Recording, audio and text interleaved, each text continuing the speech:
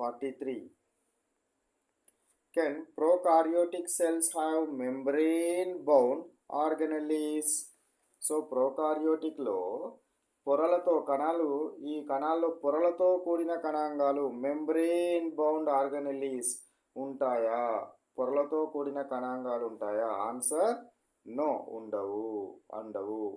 Prokaryotic కణాలు చాలా ఏమైనవి? ప్రాథమికమైనవి. వీటిలో కేంద్రకానికి పొర ఉండదు. వీటిలో కేంద్రకానికి పొర ఉంటుందా? ఉండదు. కేవలం ఏముంటుంది? సో వీటికి ఎగ్జాంపుల్గా మైటోకాండ్రియా మరియు గాల్జీ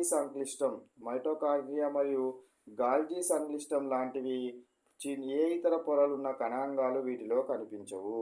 ఓకేనా? Next question, 44th question. What do you call the process through which cells derive energy? ఏమైందట? కణాలు శక్తిని ఉత్పత్తి చేసుకునే ప్రక్రియని ఏమంటారు?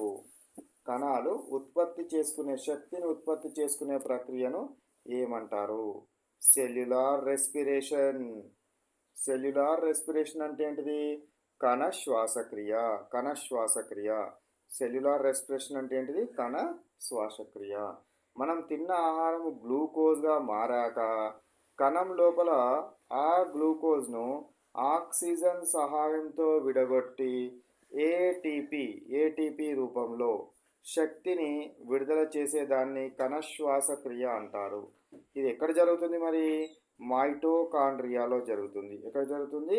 మైటోకాండ్రియాలో జరుగుతుంది అనే విషయాన్ని మనము గుర్తుంచుకోవాలి. Next question, 45th question. What substance makes the cell membrane flexible? So ఏమన్నాడు? సెల్ మెంబ్రేన్కి ఫ్లెక్సిబుల్, సాగే గుణాన్ని ఇచ్చే పదార్థం ఏమిటి? ఎవిస్తాయట? Lipids and proteins. లిపిడ్స్ మరియు ప్రోటీన్లు ఏమవుతాయి? కణత్వచానికి సాగే గుణాన్ని ఇచ్చడం జరుగుతుంది.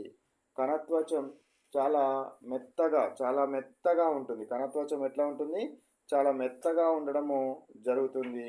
కాబట్టి దీనికి సులభంగా వంగే లక్షణం ఉంటుంది. కాబట్టి లిపిడ్లు మరియు కొవ్వు పొరలు వాటి మధ్యలో ఉండే ప్రోటీన్లతో నిర్మితం అవ్వడం వల్లనే దీనికి ఈ విధంగా సాగే గుణం అనేది రావడం జరుగుతుంది.